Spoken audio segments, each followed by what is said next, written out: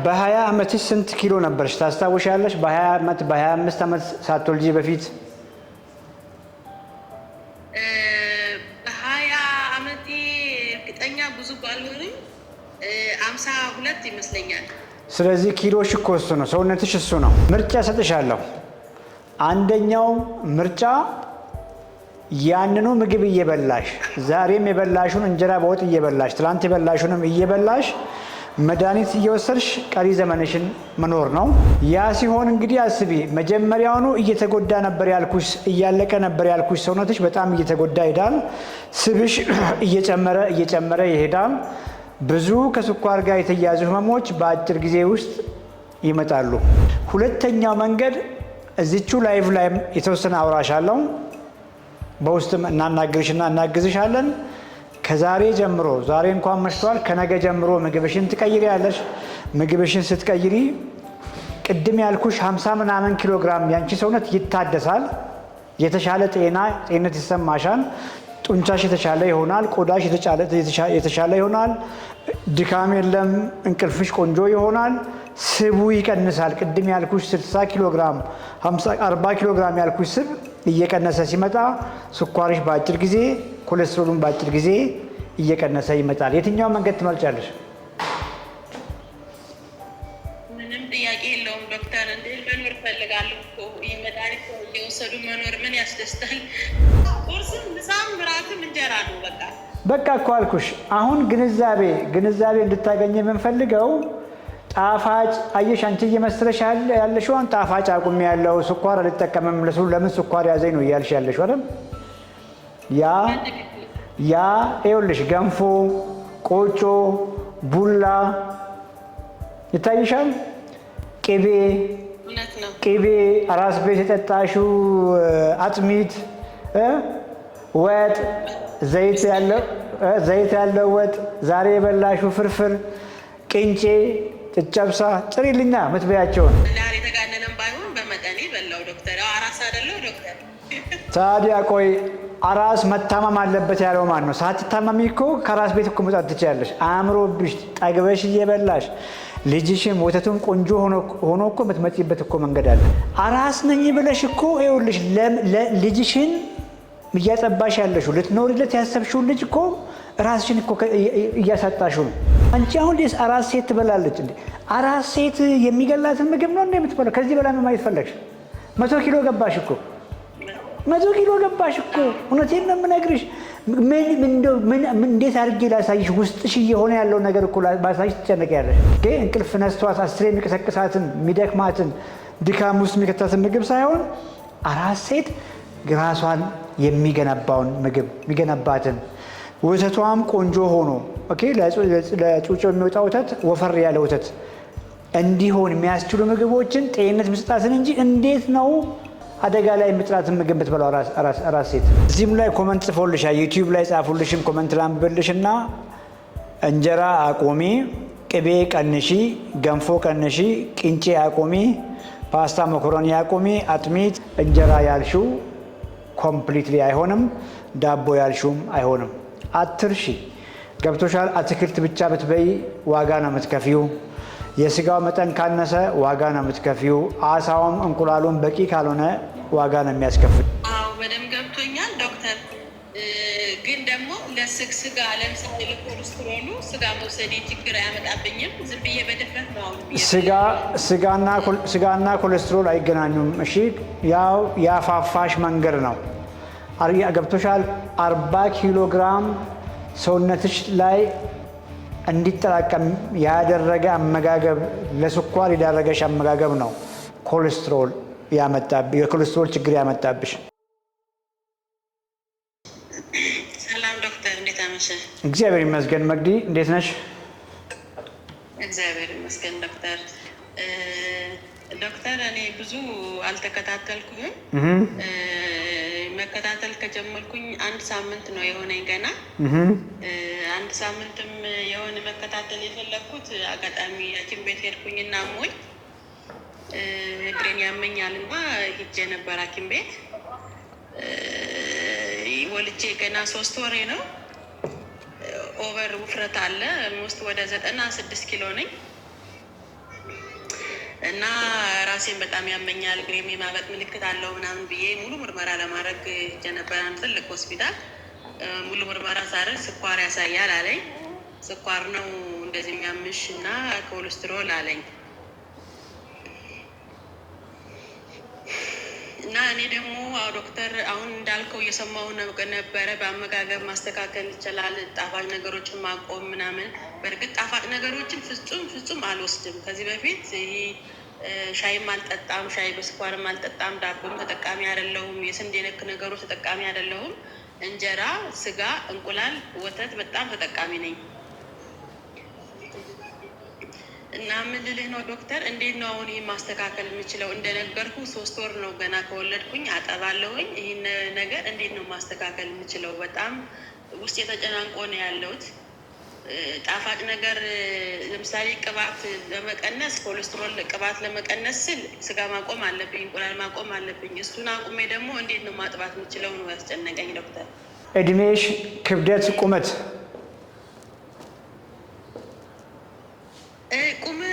ቁመት ሜትር ከ64 ነኝ። እድሜ 34 ነው። ኪሎች ስንት ነው? 96። 96 ስንት መሆን የነበረብሽ ይመስልሻል? እኔ እንጃ አላውቅም። የ4 ልጆች እናት ነኝ።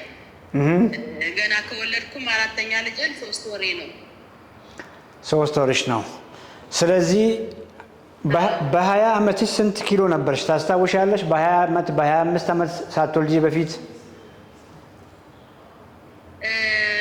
በ20 ዓመቴ እርግጠኛ ብዙ ባልሆንም 52 ይመስለኛል። ስለዚህ ኪሎሽ እኮ እሱ ነው፣ ሰውነትሽ እሱ ነው። ገብቶሻል? ሰውነትሽ እሱ ነው።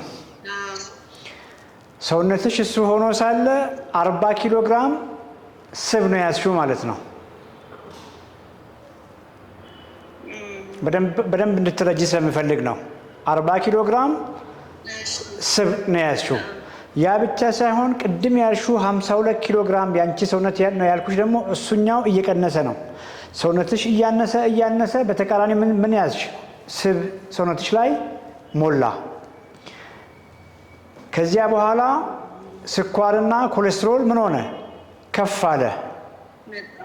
አለ። ምርጫ ሰጥሻለሁ። አንደኛው ምርጫ ያንኑ ምግብ እየበላሽ ዛሬም የበላሹን እንጀራ በወጥ እየበላሽ ትላንት የበላሹንም እየበላሽ መድኃኒት እየወሰድሽ ቀሪ ዘመንሽን መኖር ነው። ያ ሲሆን እንግዲህ አስቢ፣ መጀመሪያውኑ እየተጎዳ ነበር ያልኩሽ፣ እያለቀ ነበር ያልኩሽ ሰውነትሽ በጣም እየተጎዳ ይሄዳል። ስብሽ እየጨመረ ይሄዳል። ብዙ ከስኳር ጋር የተያዙ ህመሞች በአጭር ጊዜ ውስጥ ይመጣሉ። ሁለተኛው መንገድ እዚቹ ላይቭ ላይ የተወሰነ አውራሻለሁ፣ በውስጥም እናናግርሽና እናግዝሻለን። ከዛሬ ጀምሮ ዛሬ እንኳን መሽቷል፣ ከነገ ጀምሮ ምግብሽን ትቀይሪያለሽ።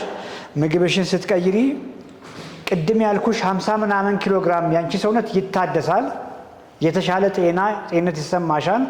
ጡንቻሽ የተሻለ ይሆናል። ቆዳሽ የተሻለ ይሆናል። ድካም የለም። እንቅልፍሽ ቆንጆ ይሆናል። ስቡ ይቀንሳል። ቅድም ያልኩሽ 60 ኪሎ ግራም 40 ኪሎ ግራም ያልኩሽ ስብ እየቀነሰ ሲመጣ ስኳርሽ በአጭር ጊዜ፣ ኮሌስትሮሉን በአጭር ጊዜ እየቀነሰ ይመጣል። የትኛው መንገድ ትመርጫለሽ? ምንም ጥያቄ የለውም ዶክተር። እንዴ መኖር ፈልጋለሁ እኮ ይህ መድኃኒት እየወሰዱ መኖር ምን ያስደስታል? እንዳልከው የልጆች እናት ነኝ። በጣም ቀልጣፋ ሴት መሆን ፈልጋለሁ። ይቅርታ የሚያምር ሴት መሆን ፈልጋለሁ። ጤነኛ ሴት መሆን ፈልጋለሁ። ለልጆቼ፣ ለባሌ፣ ለቤተሰቤ ደስታ የኔ ጤንነት ያስፈልገኛል። ዶክተር ፕሊስ ሄልፕ ሚ። የስ ሌላው እዚህ ኮመንት ላይ ይጽፉልሻል። እሺ ጣፋጭ ምግቦች ነው ማልበላው፣ አቁሜ ያለው አልጠቀምም ነው ያልሽውና ጣፋጭ ያልሆኑ ጣፋጭ ያልሆኑና እንደ ዋና ምግብ እየበላሻቸው ያሉ ምግቦች፣ የሚያፋፉ ምግቦች አሉ። ኮመንት ላይ ይጽፉልሻል።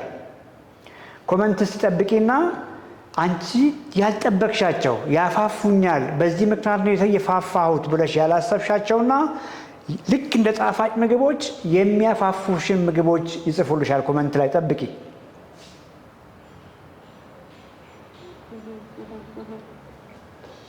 እንጀራ ይታይሻል? እንጀራ በወጥ ይታይሻል? ኮመንት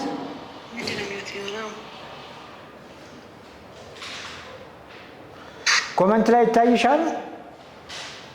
ዶክተር እንጀራ በወጥ ዳቦ ቆይ እንጂ ግድ የለሽም። አሁን ይኸውልሽ እይታሽን እኮ እንድታነሺ ነው የምንፈልገው። የስ ዳቦ ፍጹም ተጠቃሚ አይደለሽም። ቁርስ፣ ምሳ፣ እራት የምትበዩ ዳቦና እንጀራና ዳቦ ልዩነት የለውም። ገብቶሻል?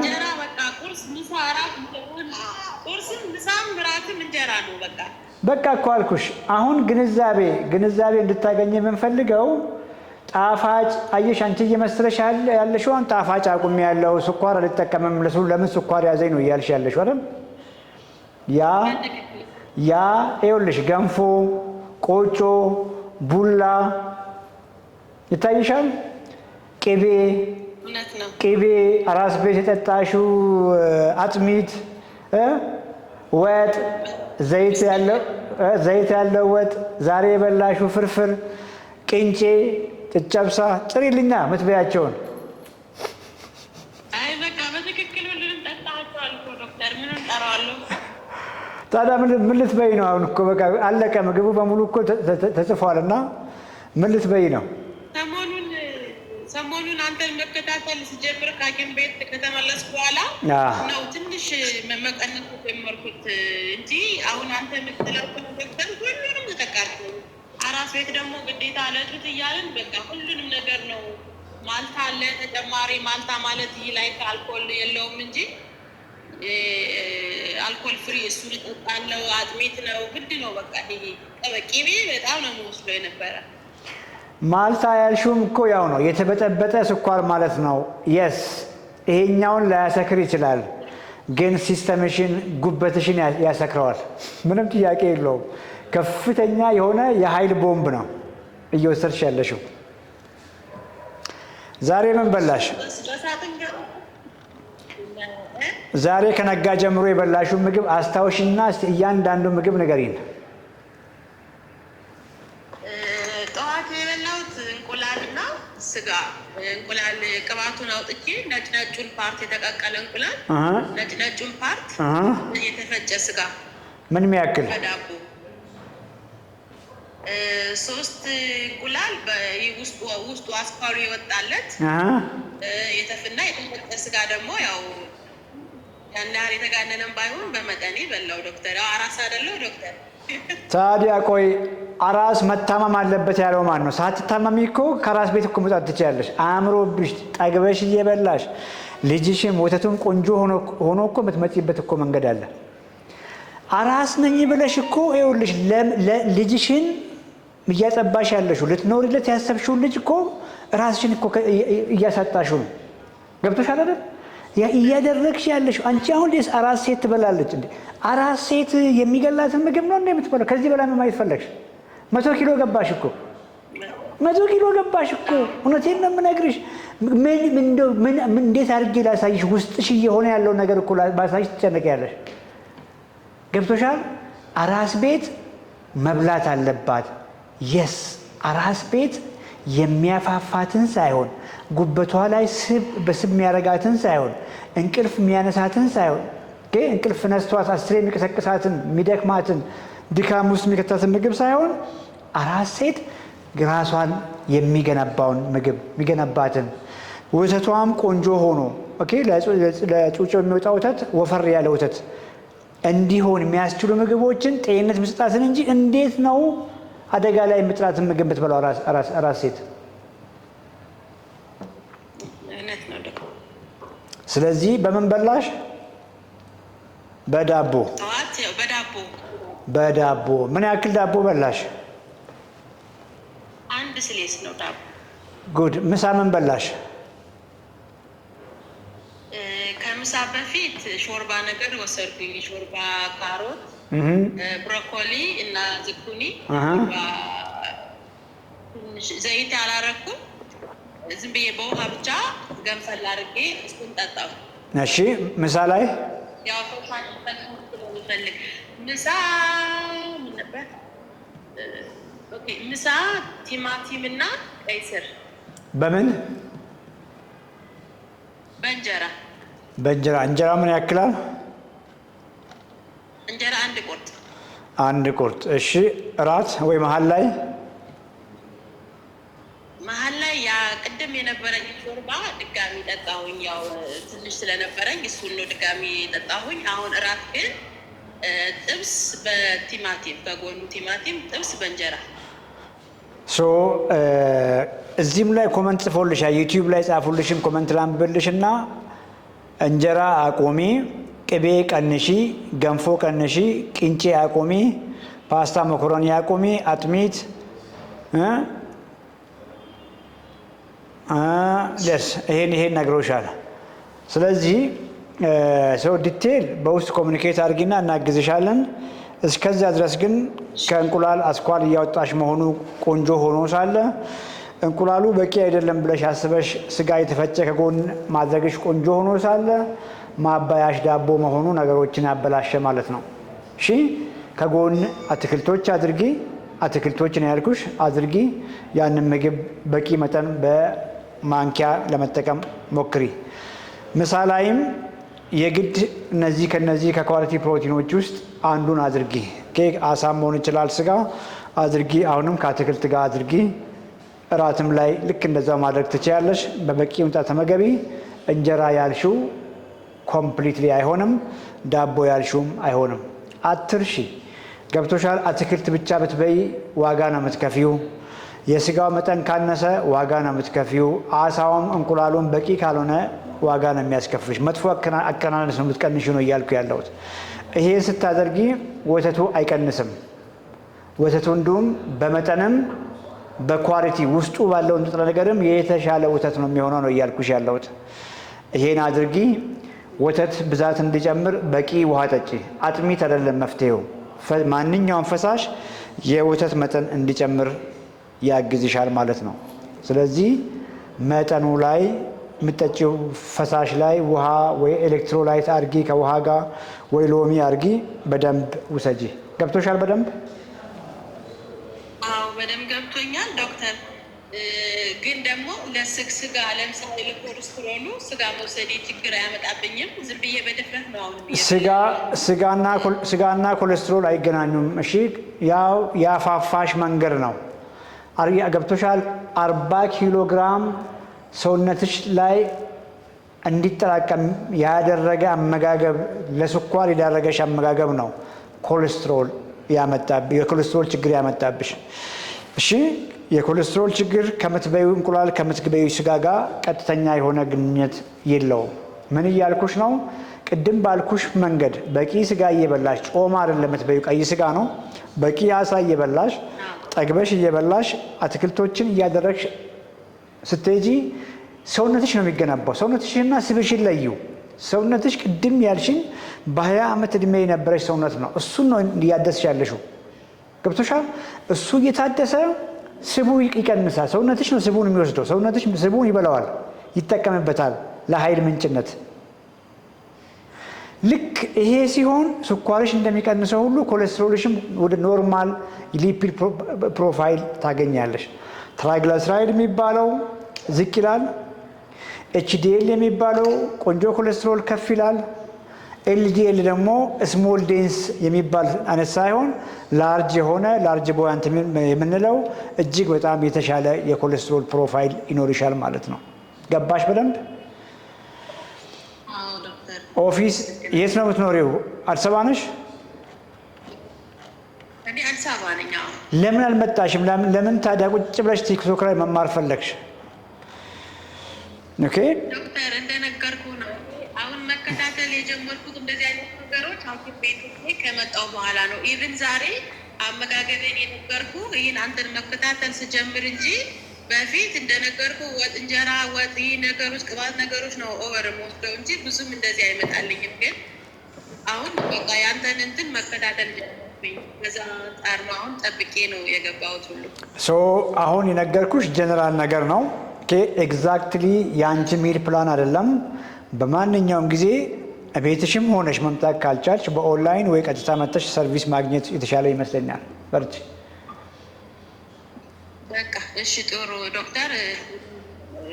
ኦፊስ እመጣለሁ። በርቺ ላይ ያላችሁ ይነግሩሻል። ስልኮች ስላሉ ኢንፎርሜሽን ሰጂ። እስክሪፕት አድርጌያለሁ። መልካም በቃ ቴንክ ዩ። በርቺ። ሰከን ብሎ ተባረክ።